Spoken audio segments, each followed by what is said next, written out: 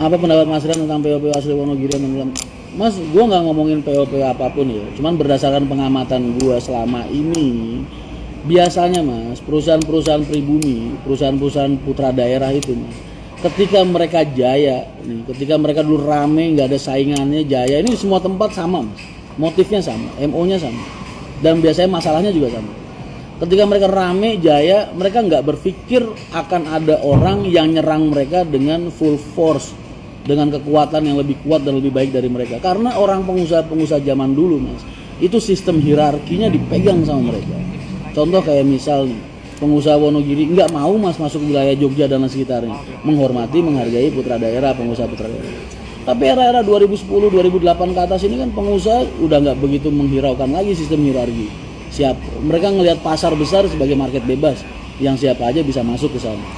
Nah, jadi dari kelengahan itu ketika mereka jaya Mas, uang mereka banyak, mereka nggak investasi lagi di bis, tapi udah di lain-lain tempat kayak misalnya buka karamba, banyakin tanah, bikin ruko, bikin apa yang nggak ada hubungannya sama usaha inti mereka Mas. Nah, ketika mereka diserang sama perusahaan yang lebih bonafit, lebih maju, lebih besar nilai investasinya, selesai Mas, mereka nggak punya uang lagi untuk permajaan. Kan otomatis penumpang jadi berpaling, bisa bedain dong mana bis yang tahun udah tua sama bis yang tahun itu. Benernya banyak cara sih Mas, nyatanya Haryanto dari dulu di Muria digempur sama perusahaan-perusahaan baru yang nilai investasinya lebih gila-gilaan juga nggak pernah mundur.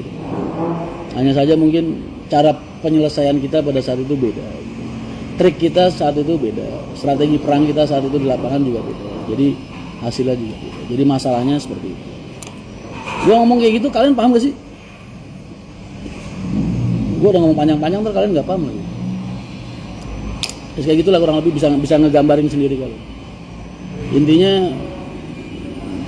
dulu ketika jaya mereka investasinya nggak ke situ, nggak ke usaha inti mereka. Begitu mereka diserang sama perusahaan-perusahaan luar yang bisnya jauh lebih baru, mereka udah nggak punya modal untuk permajaan.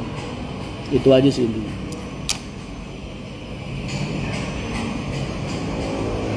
Dan itu terjadi di semua wilayah, bukan cuma Wonogiri.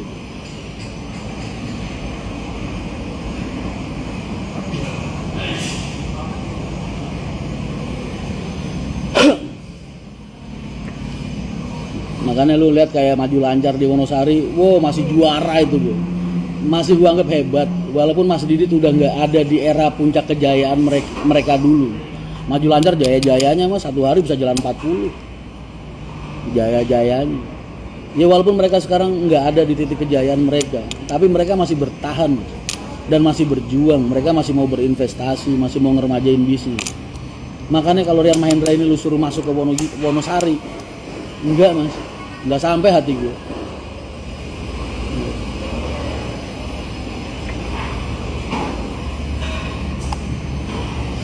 Mas, kenapa PO jauh, semisal kayak PO Hijau markas di Medan, buat kamu jauh, buat mereka rumah mereka.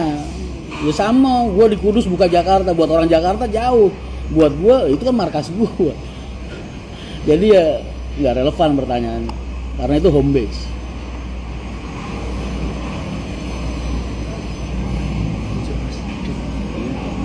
Mas ditanya kenapa PO bus baru kebanyakan PO pada nyicil leasing Mas.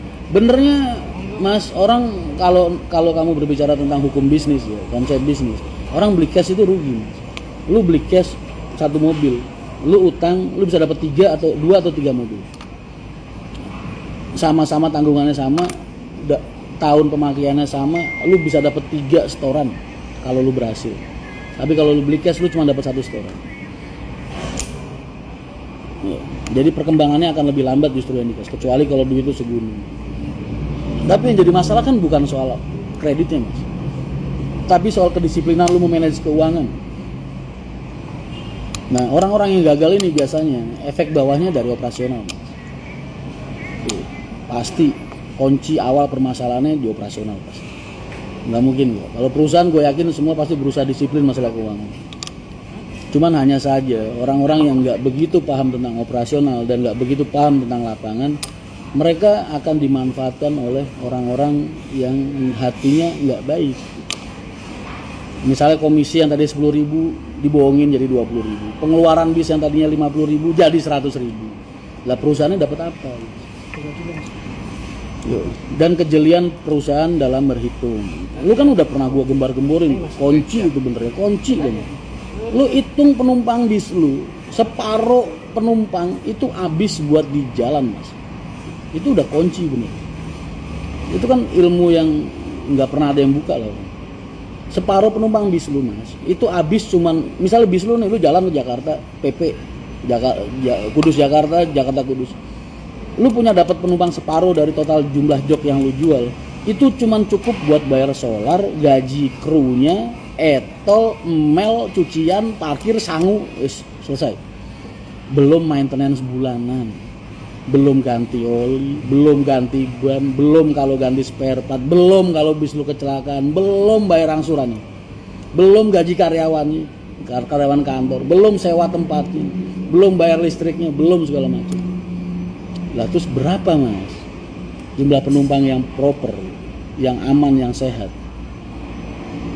Harusnya kalau perusahaannya bisa ada di 70% atau 60%, itu udah baik, Mas, asal pemberangkatannya banyak.